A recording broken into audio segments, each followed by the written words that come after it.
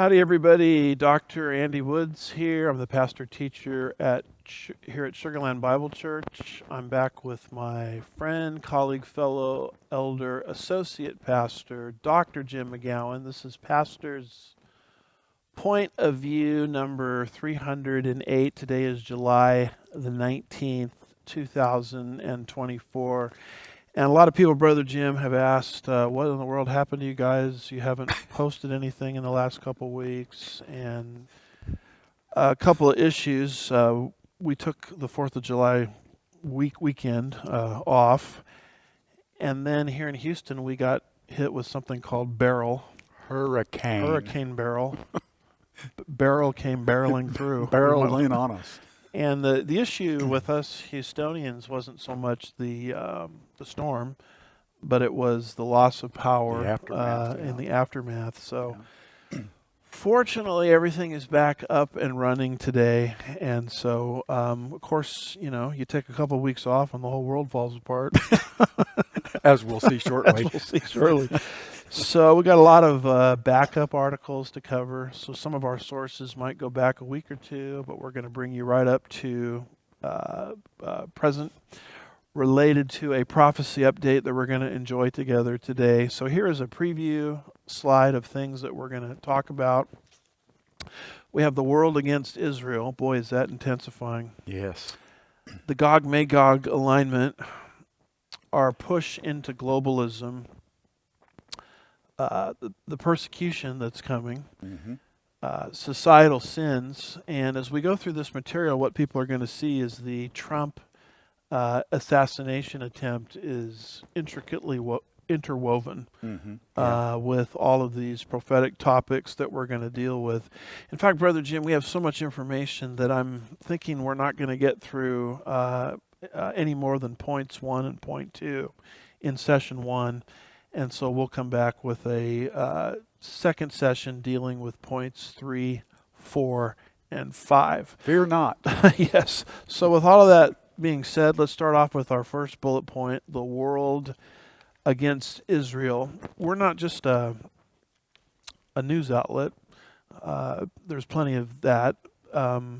We're here to help you connect the dots with Bible prophecy. Amen. That's why we do prophecy updates. So let's start with the Word of God. Zechariah 12, verse 3, and Zechariah 14, verse 2, given to the prophet Zechariah 2,500 years ago. All right, as always, reading from the New American Standard 95 update, Zechariah chapter 12, verse 3. It will come about in that day that I will make Jerusalem a heavy stone for all the peoples. All who lift it will be severely injured, and all the nations of the earth will be gathered against it. And then in Zechariah 14, verses 2 and 3, for I will gather all the nations against Jerusalem to battle, and the city will be captured, the houses plundered, the women ravished, and half of the city exiled.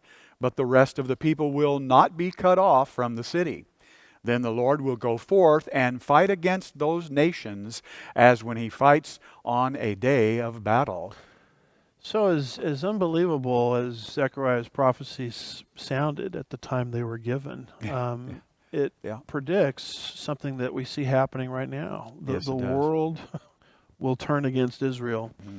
We believe that the events of October the 7th and Israel's response to being attacked there in Gaza is expediting the nations turning against Israel. That's right. And as painful as it is for me to admit, our own country is following suit, which won't be good for our country. No. Can you remind us what God said in Genesis 12, verse 3? Yes, sir. Genesis 12, verse 3. God speaking, and I will bless those who bless you, and the one who curses you I will curse, and in you all the families of the earth will be blessed.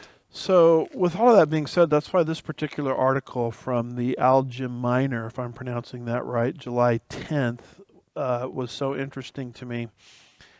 It says U.S. Ambassador to Israel warns American support for the Jewish state is at risk in the coming years. Wow. And what he's dealing with here is U.S. support for Israel, obviously coming from the United States of America. Yes.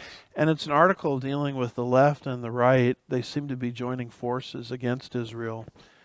You know, we know about the left. We know about the Squad and the AOC and Rashida Tlaib and Ilhan Omar and their, anti-Semitic rhetoric. We kind of expect that from the left. Well, this article talks about how it's also coming from the right. A couple of names the article doesn't mention. We have now Candace Owens, Stu Peters, and we've talked about these on prior shows. And now Tucker Carlson is now becoming sort of Christian Palestinian and anti-Israel in his perspective. We don't have anything related to Tucker Carlson today, although we're going to deal with his latest outburst, diatribe in an upcoming show. But basically what he is saying, and remember, Tucker Carlson is the guy that brought on that Christian Palestinian pastor to talk about how bad Israel is. Well, now he's making the argument that the Schofield Reference Bible is somehow linked to the Rothschilds, and our belief in the pre-trib rapture comes from the globalists designed to neutralize the church. I mean, I've heard these kind of arguments before coming from all kinds of different sources, but now you've got a mainstream figure like Tucker Carlson giving a platform to this kind of thing. Mind-boggling. So more on that coming up in upcoming shows, but for the time being, what does this article say? All right, continued bipartisan support in the U.S. for Israel could be at risk in the coming years. U.S. Ambassador to Israel Jack Lew warned this week.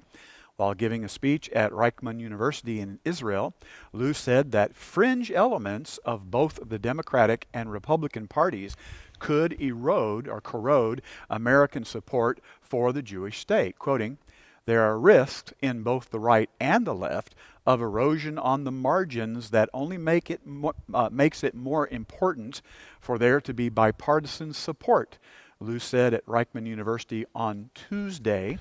The risks coming from both the right and the left. Yes. Okay, go ahead. And it continues. Lew warned that support for the Jewish state is especially eroding among young liberals. American intelligence agencies revealed this week that Iran has encouraged and funded high-pressure disinformation campaigns among U.S. citizens to tarnish Israel's reputation. In his remarks, the ambassador batted down allegations that Israel has not taken steps to alleviate a humanitarian crisis in the Gaza Strip, pointing out that the Jewish state has delivered much-needed aid. So a lot of these attacks are, as Israel is trying to root out terrorism in Gaza, is now Israel is causing a humanitarian crisis, even though it was those in Gaza that attacked Israel October the 7th. And the article ends this way. Polls have surfaced in recent months suggesting that support for Israel may deteriorate and future generations of Americans, with future generations of Americans. A poll conducted by the Pew Research Center showed that 47% of Democrats between the ages of 18 and 29 sympathize more with Palestinians than Israelis. Only 7% of Democrats within the same age group said they sympathized with Israelis more than Palestinians. Among Republicans aged 18 to 29, 28% said they sympathize more with Israelis than Palestinians, and 12% reported having more sympathy for the Palestinians. So what he's warning about is our erosion for support for Israel amongst the young. Probably not connected to a church, and if they are connected to a church, that church is not teaching Israel's, place in the great march of events as far as God is concerned. And what's interesting is a lot of this propaganda that people are under is coming from Iran. Of course, So they're destabilizing the world in every possible way, including propaganda, and it's leading to a shift of the world, particularly the United States, against Israel. Amen, brother. Now, this sort of lines up, doesn't it, with Zechariah's prophecies. Yes, indeed. Now, Biden gave what I call his rehabilitation speech because he did so poorly in his first debate with Trump. In fact, his debate performance, just kind of revealed to the nation his incapacity, to lead the country. So he sought to rehabilitate himself through a speech. And guess what he promotes in the speech, Brother Jim? He promotes the idea that the United States needs a two-state solution. So I apologize to the folks in the booth. I accidentally skipped an article, but let's do this article first. Times of Israel. Biden says his plan for post-war Gaza will pave the way for a two-state solution. All right, here it is. U.S. President Joe Biden says the plan he is pushing for the post-war management of Gaza will begin a process leading to a two-state solution with Arab nations helping secure the Strip during a transitional period. Quoting, "There's no ultimate answer other than a two-state solution," Biden says during a press conference. Quoting again, "What was able to be done in terms of the plan I put together was that there would be a process for a two-state solution, and we get the Arab nations to, from Egypt all the way to Saudi Arabia, to be in a position where they would cooperate with, in the transition so that they can keep the peace in Gaza without Israeli forces staying in Gaza," the president says. Now, the line that jumps out to me is this one. There's no ultimate answer. There it is, yeah. Other than a two-state solution. What in the world is that? What is this two-state solution? Well, it's dividing the existing land of Israel. Yeah. Something that God is not going to be happy with. Notice Joel chapter 3, verse 2. All right. I know it's in here somewhere. Yep. Joel chapter 3, verse 2. "I will gather all the nations and bring them down to the valley of Jehoshaphat.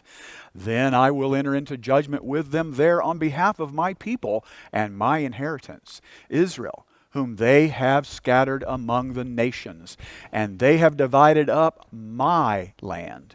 So it's God's land. Yeah, And once that's the right. nations divide God's land, it will trigger his judgment in the end times. Yeah. And so it's almost like that's what Biden is promoting as the ultimate solution to Middle Eastern problems. It's not Islamic terror, coming from Gaza, financed by Iran. We've got to have this two-state solution that's going to solve everything. Let's Wow. remind folks what the two-state solution is. We've got a couple of maps. There's the so-called West Bank. And what they want to do is they want to take that whole section and give it back to the Palestinians. Yeah, that's a good idea. And we don't really like the expression, do we, Brother Jim? West Bank. No. Look at this next map here. We like to call it Judea and Samaria because that's what the terminology found in the Bible. Yeah, it's biblical. I mean, Jesus says you'll be my witnesses in Yeah. Jerusalem, Judea and Samaria, and the remote parts of the earth. He doesn't say you're going to be my witnesses in Jerusalem and the West Bank. Or Palestine. Or Palestine. So they want to take that light brown area and they want to turn it back to the Palestinians. And if you look at the southwestern portion of the map, you see the darker brown area called Gaza, which Israel surrendered Yep. in 2004. And that's where the attack came from, October the 7th. You And think they're sorry about that? I think they are. If the two-state solution didn't work well with Gaza, how is it going to work with that lighter Hello. brown area? We believe this is significant because not only will it trigger God, and it'll be the final straw, which brings the judgment of God, Yes. Joel 3, verse 2, but it's also setting the stage for the upcoming peace treaty. Yes, it is. What is that all about? Can you read Daniel chapter 9, verse 27? Daniel 9:27, "And he will make a firm covenant with the many for 1 week, but in the middle of the week he will put a stop to sacrifice and grain offering, and on the wing of abominations will come one who makes desolate, even until a complete destruction, one that is decreed, is poured out on the one who makes desolate." So the event that will start the 7-year tribulation period will be some kind of peace accord or firm covenant between the Antichrist and unbelieving Israel. In fact, we have this portrayed on a graphic. You'll notice that what starts the tribulation period is not the rapture. as many people falsely assume, Right. but it's a treaty of some sort between the Antichrist and unbelieving Israel.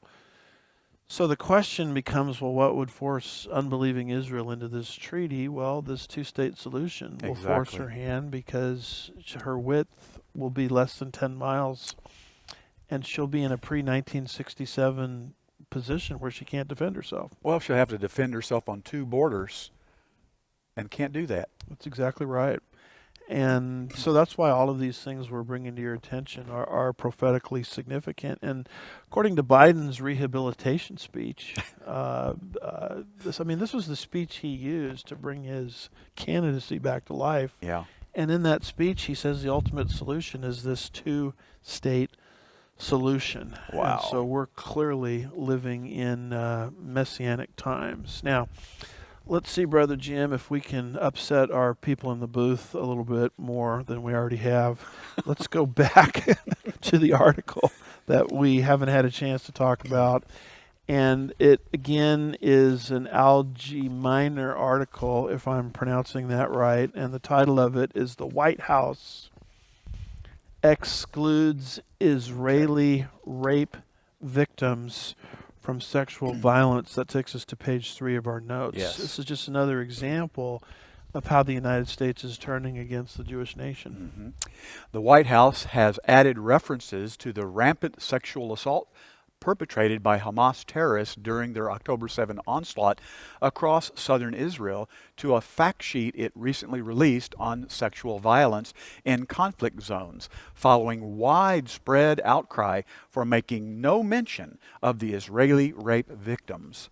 The Biden administration updated the fact sheet to include references to Hamas, the October 7 massacre, and the Palestinian terrorist group's Israeli victims after Jewish Democrat representatives Adam Schiff and Dan Goldman sent a letter to U.S. President Joe Biden criticizing the omission. On Wednesday, Schiff and Goldman sent a letter to Biden sharing their deepest concerns that the Israeli girls and women raped and otherwise sexually brutalized by Hamas-led Palestinian terrorists were not mentioned in the initial version of the fact sheet. And here's a quote.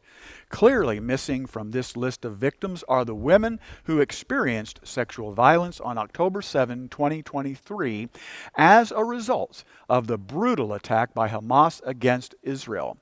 There is substantial evidence that Hamas perpetrated sexual violence against Israeli women on that terrible day, as well as against the hostages they took in the ensuing days and weeks, the letter read. Quoting again, given the evidence of these horrific incidents, the brutal and vicious sexual violence committed by Hamas must not be omitted from the White House's fact sheet, the letter continued.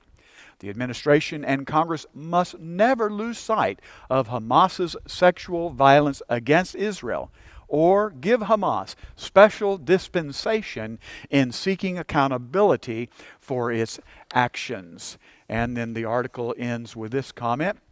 Mounting evidence has revealed that Hamas carried out systematic sexual violence against the Israeli people, including torture and mass gang rape during its October 7 invasion of southern Israel, where the terrorists murdered 1,200 people and kidnapped about 250 others. So we have these terrible events of October the 7th. Horrible. Involving massive sexual violence by Hamas against innocent Israelis.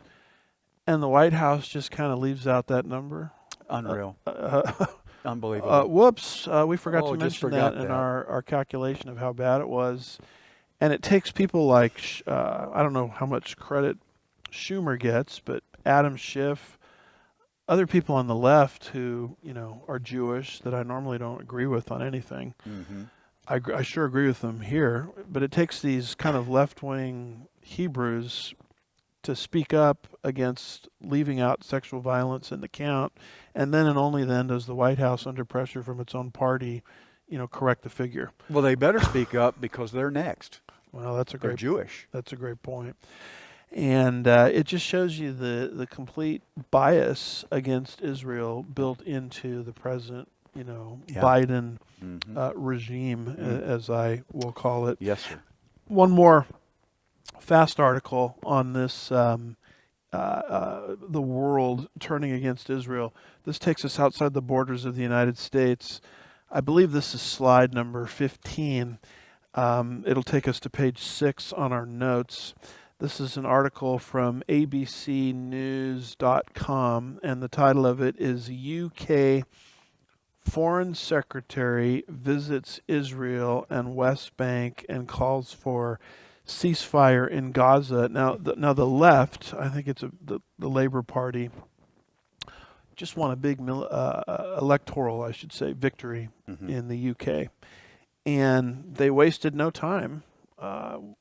Their first order of business is to travel to Israel and condemn Israel for defending herself against Insert ourselves. Yeah. terrorism from Gaza. Yeah. So this is what happens when the left wins. You get a lot of anti-Semitism. So what's happening here? The new British Foreign Secretary called for an immediate ceasefire in Gaza during a visit to Israel and the Palestinian territories on Sunday, his second international trip since Labour's resounding victory in elections earlier this month. David Lammy said the ongoing war in Gaza is intolerable and stressed in meetings with Israeli and Palestinian leadership that Britain wants to assist with diplomatic efforts securing a ceasefire deal and creating the space for a credible and irreversible pathway towards a two-state solution. During his visit, Lammy will also meet with families of hostages currently being held in Gaza who have ties to the UK. He called for the release of all hostages and a dramatic increase in the amount of humanitarian aid entering Gaza. Lammy demanded Israel halt settlement expansion in the Israeli-occupied West Bank and East Jerusalem, and said that the Palestinian Authority needs to be reformed and empowered. Both Lammy's Labour Party and the previous Conservative government initially avoided calling for an immediate ceasefire in the war, using phrases like humanitarian pause. But the language has gotten stronger. Yeah, that last line there, the language has gotten stronger. That's the point that we're making with all of these articles. Yeah. It's not a suggestion anymore. No. It's basically a command. Yeah. Command? Yeah. Command. Well, they don't use the word command, but they used to use nice terms like humanitarian pause, and now it's, we're demanding a two-state solution, and we're demanding a ceasefire, and all of these sorts of things. So, the whole issue there is Israel is doing nothing wrong. She's responding to an attack within her own borders. Yes. From a group of people that she gave that southwestern sliver of land to, called the Gaza Strip. And because Israel is trying to root out terrorism within her own borders, the world is condemning Israel. Imagine that. And so you're seeing it from the United States in key speeches. You're seeing it from excluding sexual violent crimes against the Israelis in statistical tabulations. You're seeing the UK winning, the Labour Party from the left winning an election and piling on. What am I trying to say here, Brother Jim? What I'm trying to say is the prophet Zechariah 2,500 years ago said this would happen. Amen. And you're seeing the erosion of Israel in the United States amongst the young from both the left and the right. And I believe God is setting the stage for ultimately the fulfillment of Zechariah's prophecies. Absolutely right, brother. I just didn't know this would happen so fast. Boy, and so that's quick. Truth. Yeah. Wow. So with all of that being said, let's go to our second bullet point, and it has More to do good with the more good news, the Gog-Magog invasion. We're going to make some points about Ezekiel 38 and 39, which we frequently do, which anticipates a great northern-led end-time invasion of Israel in the last days. Ezekiel making those predictions a little earlier, but around the general time period that Zechariah had his prophecies in Ezekiel 38 and 39. We're going to make some points here about Turkey and Iran.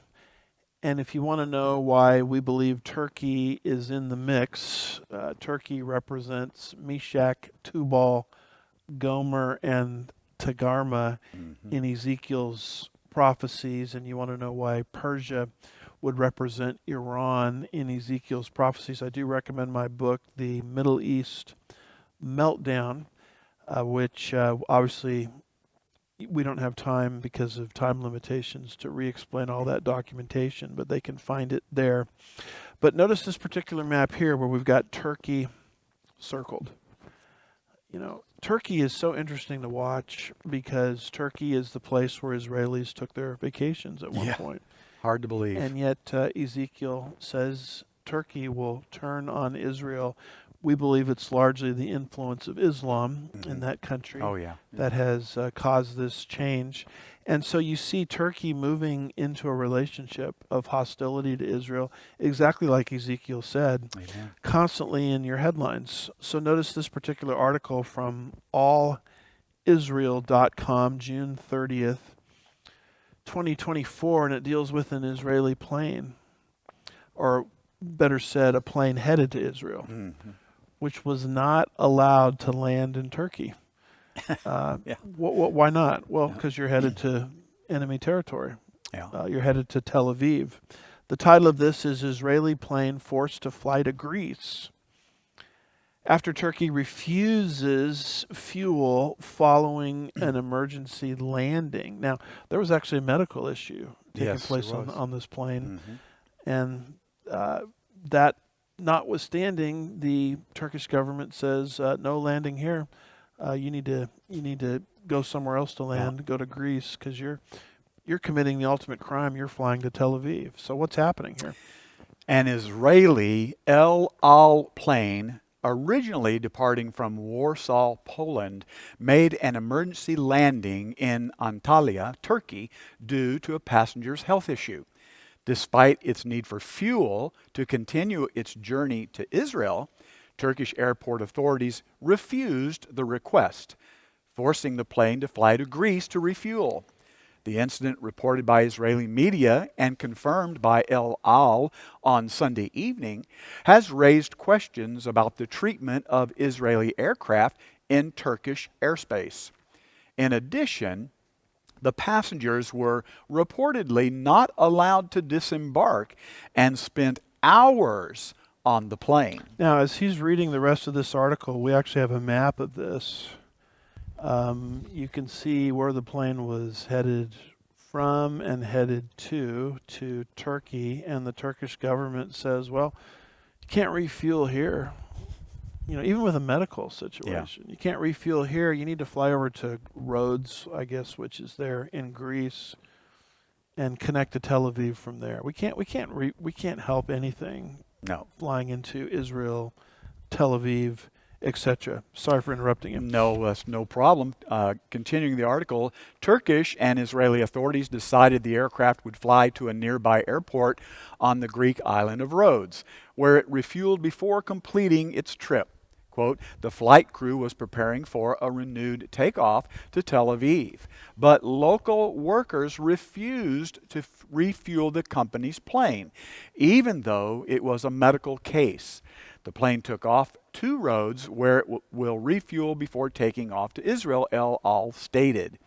The incident comes amid a rapid deterioration in the Turkish-Israeli relations since last October, as Turkish President Erdogan has expressed his support for Hamas and harshly criticized Israel's leaders, even comparing Prime Minister Benjamin Netanyahu to World War II Nazi leader Adolf Hitler. Well, that sounds like how the left treats Trump in this country. He's Hitler. It does.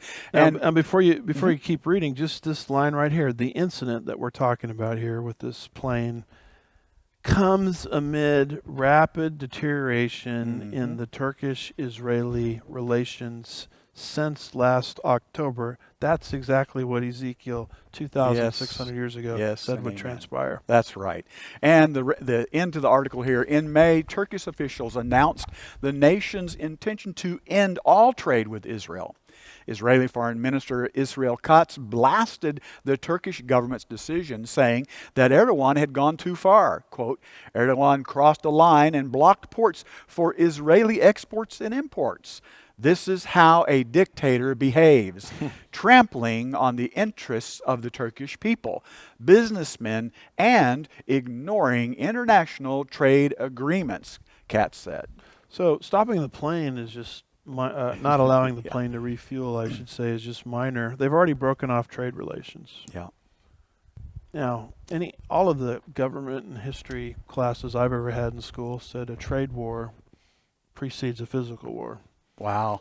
which Ezekiel says is actually going to happen. Yep.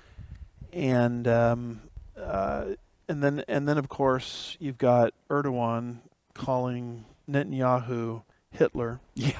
Yeah. And Wow. you throw in all of this happening, and now you've got a situation where you can't even, if you're headed to Tel Aviv, don't even land here Well, don't have a medical emergency, right? in the middle of the sky. I mean, the whole Turkey Israeli tension is on steroids right now. It sure is. And when you factor that in with many of the other things that we talk about on these kinds of shows, you can see everything is being put into place. Amen, brother. For the end time scenario of the last days. And cheer up, folks. It actually gets worse. Here you have Erdogan indicating that he will not approve NATO cooperation with Israel. What's going on here? Turkish President Erdogan says NATO cannot be allowed to continue its partnership with the Israeli administration, quoting, until comprehensive, sustainable peace is established in Palestine, attempts at cooperation with Israel within NATO will not be approved by Turkey. Erdogan says this at a news conference at the NATO summit. So the world against Israel. I Yeah. mean, it's not enough that Turkey is developing hostility towards Israel, but now Turkey is convincing NATO as a whole, Right. Influencing. to turn against Israel. Now let's put up this next map. Here we have Turkey and Iran circled. It's not just those nations individually turning against Israel. It is their cooperation with one another that we see developing.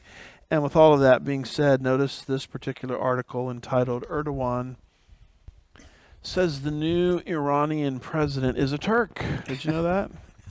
Hoping for stronger Turkey-Iran ties. Now, this has to do with the helicopter crash of several weeks back, where Raisi, then the number 2 man in Iran.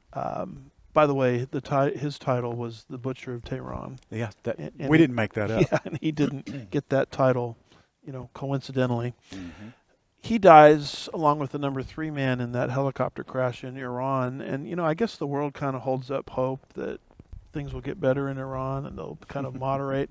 Well, think again. Yeah. Because it turns out that the guy replacing Raisi, according to Erdogan, is a Turk. And so that helicopter crash, it doesn't drive a wedge between Turkey and Iran. It expedites it. Yeah. So what's happening here? It just makes them closer, doesn't it? Closer. All right, here's what the article says. Turkish President Erdogan expressed hopes for a positive development in Turkey-Iran relations under the new president-elect, leveraging Masoud Pezeshkian's ethnic background as a potential diplomatic bridge. Masoud Pezeshkian is actually a Turk, Erdogan stated, quoting, he speaks Turkish in Tabriz, can speak Kurdish in Kurdish regions, and is also fully proficient in Persian. Pezeshkian's ethnic background is in fact rooted in the Azeri community, a significant ethnic group in Iran, particularly in Azerbaijan province where Turkish is widely spoken. He was born in the Kurdish city of Mahabad, while Erdogan expressed hopes for a new era of rapid development in Ankara-Tehran relations. So there you are. Yeah, so that takes us to the end of that particular article. For some reason, I'm on a pause here, Brother Jim, because I thought there was more to that. But I think we got the general gist of it. Well, now, you got another one with Erdogan down here, or yeah, Pezeshkian. yeah. Now let's switch gears here just for a minute, because a lot of people are wondering the role of Iran in the assassination Trump and in the attempted, I should say, assassination of Donald Trump. So to help us with that, let's go to this particular map here where we have Persia or Iran circled. Now we see Iran sort of acting as a lone player. So notice what we've done here. We've talked about Turkey and her hostility towards Israel. Yeah. We've talked about Turkey and Iran together teaming up to the point where Erdogan thinks the new leader, number 2 guy in Iran, is a Turk. Yeah. And then we have this particular map here where we have Persia or Iran acting unilaterally. This helicopter crash with the death of Raisi and the replacing of Raisi with new leadership, a lot of people thought, well, things are going to sort of moderate in Iran. Yeah. Not at all. No. Notice this article here from Israel Today, and the title of it is "The Iranian President-Elect," that's the new guy replacing Raisi, subsequent to the helicopter crash, reiterates a commitment to doing what? Destroying Israel. Yeah. So things have not improved in Iran at all subsequent to bit. this helicopter crash. Help us with that article. Iran's president-elect Masoud Pezeshkian on Monday reaffirmed Tehran's dedication to destroying Israel, saying its proxies across the region will not allow the Jewish state's criminal policies to continue. The Islamic Republic has always supported the resistance of the people of the region against the illegitimate Zionist regime.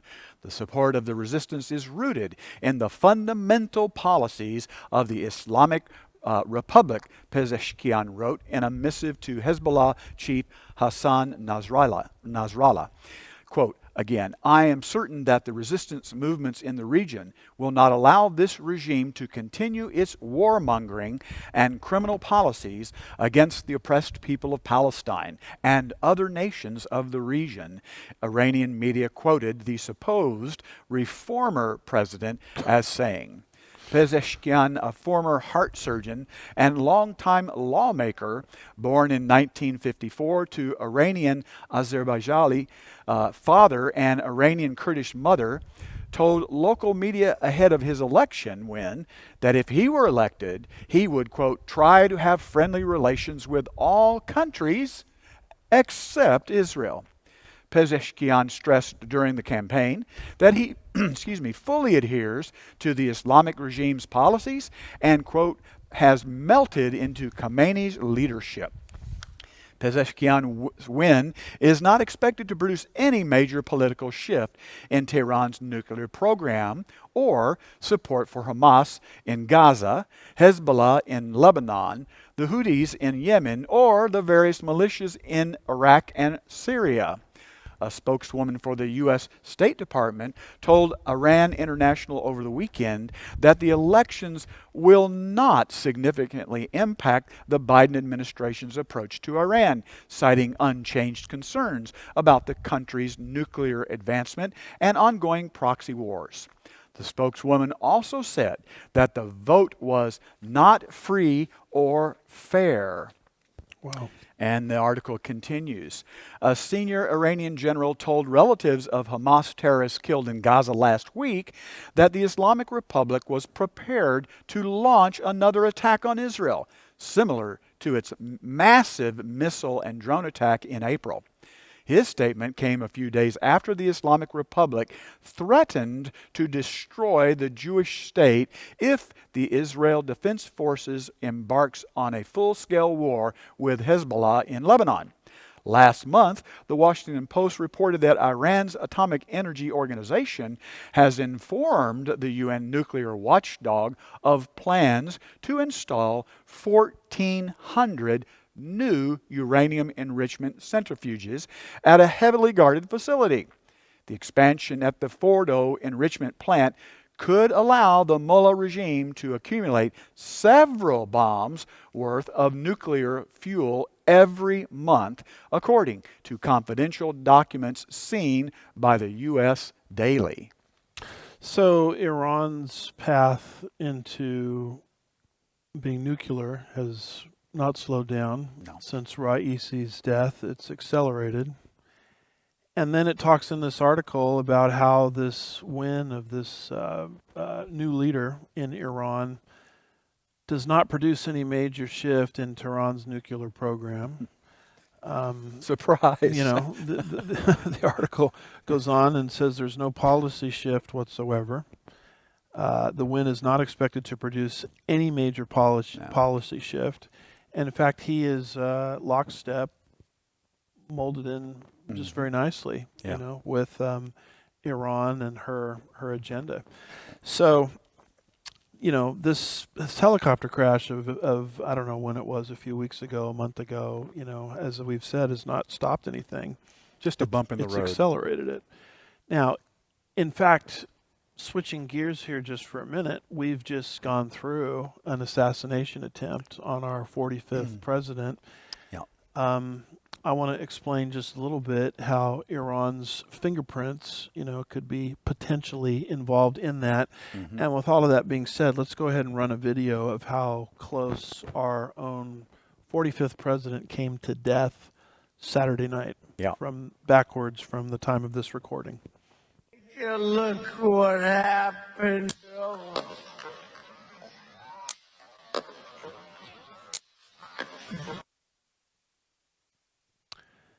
And I'm not sure if we can run it one more time because it was pretty brief. But, you'll notice that his head was turned. There it is again. Yeah. Looking at a PowerPoint screen, I think it was. And that video points out that had his head not turned, he would have been killed. Yes, absolutely right. So it's nothing short than a providential miracle. I think so. That spared Trump's life. Now, a lot of people are wondering, well, how does this relate to the end times? Well, it relates to the end times because of Iran's potential involvement in it. It fits with the end times because Ezekiel predicts an aggressive Iran in the last days. Yes. And the Iranian regime does not want to deal with a Trump administration again. And in fact, they're harboring resentment towards the Trump administration. Very true. Because of his role in the execution of one of their great leaders, influential leaders, I should say, Soleimani. Yeah. So an article has appeared, this one from Reuters. This is dated July the 16th, 2024.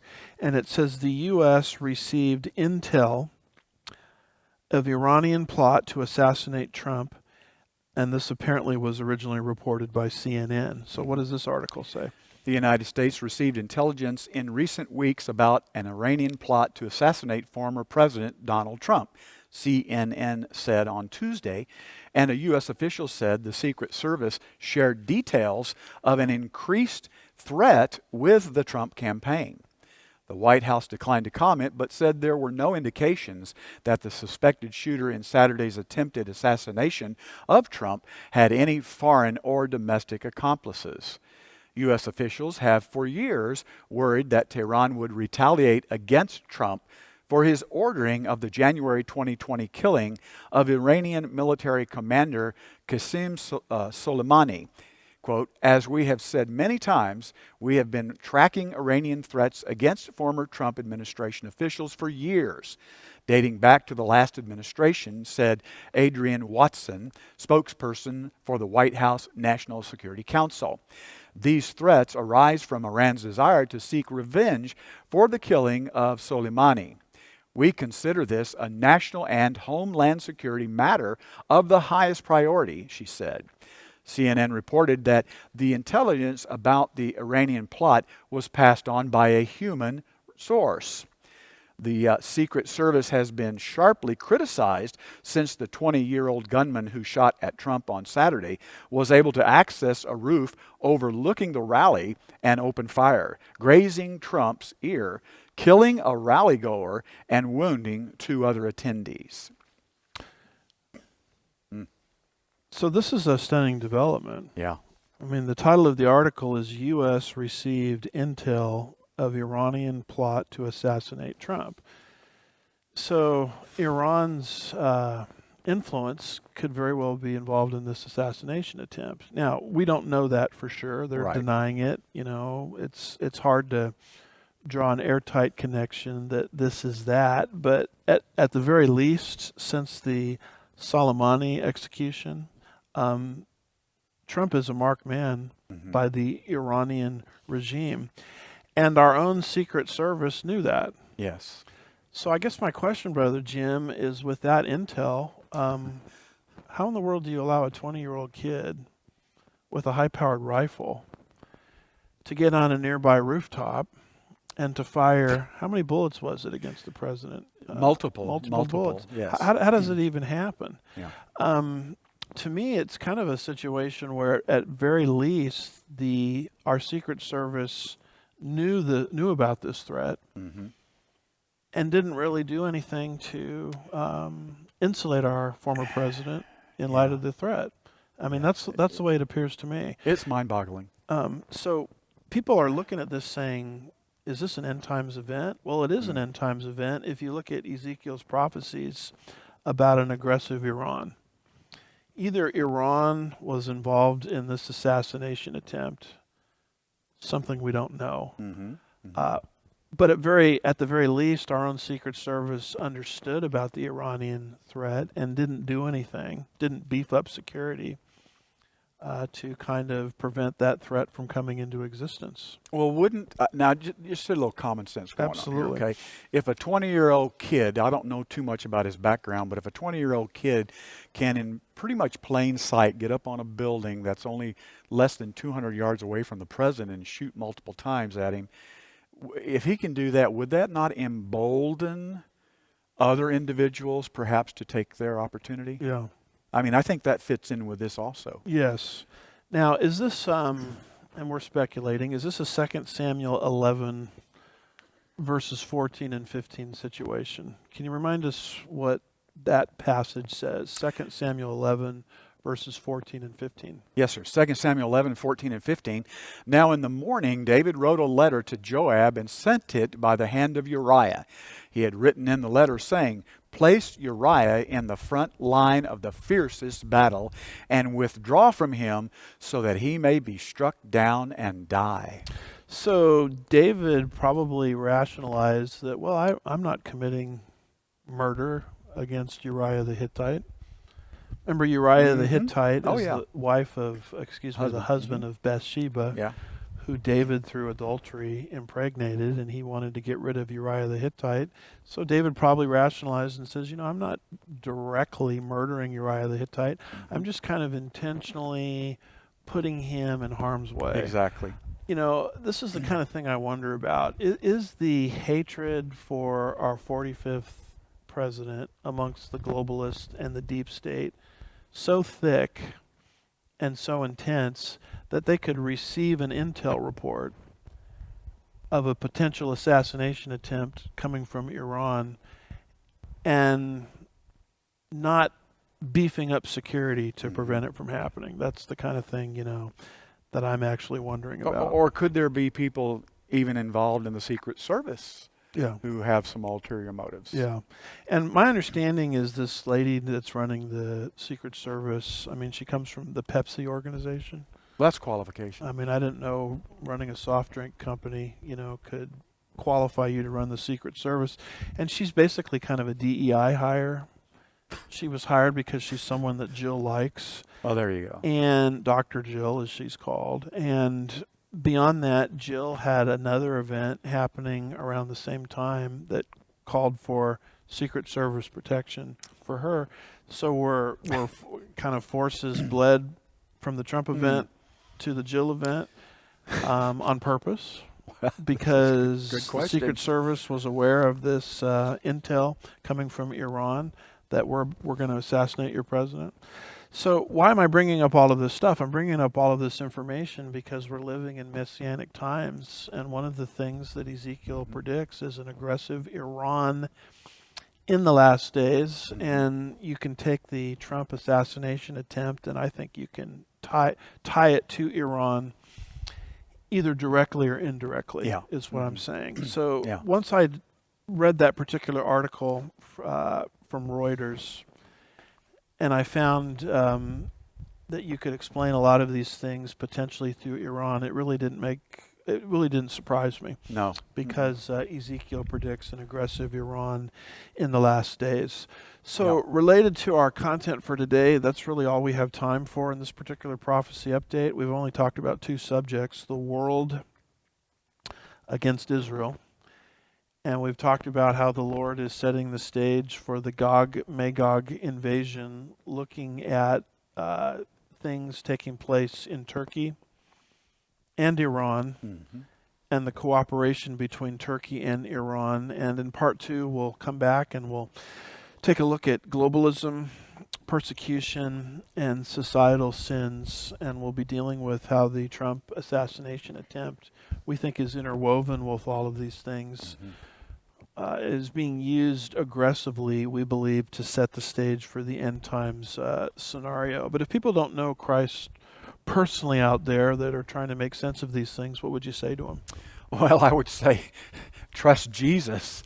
The bottom line is this: as you look and see the world around us and what's happening, if you don't know that you have a relationship with the Lord Jesus Christ, now's the time to think about that. It's quite simple, actually. The Bible says to believe, and believe simply means to place your faith, trust, confidence in Jesus Christ. Why would you want to do that? Well, because He's the one who went to the cross, who paid your sin penalty and mine, and He didn't die and just stay in the grave. He rose from the dead as evidence that He could do what He claimed, and what He claimed was, if you put your faith in me, I'll raise you later with me also. So this is the wonderful promise, but there's even more. He's coming back for His church. If you're a believer in the Lord Jesus Christ, you'll be going with Him in the rapture. So our encouragement to you is to not delay. Today is the day of salvation. Trust Jesus Christ. So the world isn't falling apart, it's falling into place. Yes. And how important it is for people to know that they can have a relationship with the one who is guiding all of history to a preordained conclusion. Amen. And the God who loves us so much that He gave us all of these intricate details in His Word concerning prophecy, whereby we can make some kind of semblance or sense of a lot of things happening in our world that at first glance look isolated, but in fact they're very interrelated, forming a tapestry, a mosaic, if you will, that God said would exist at the end of the age. So we're going to continue to connect the dots in our next show together. Thanks for watching Pastor's Point of View, and we'll see you next time. God bless you. God bless.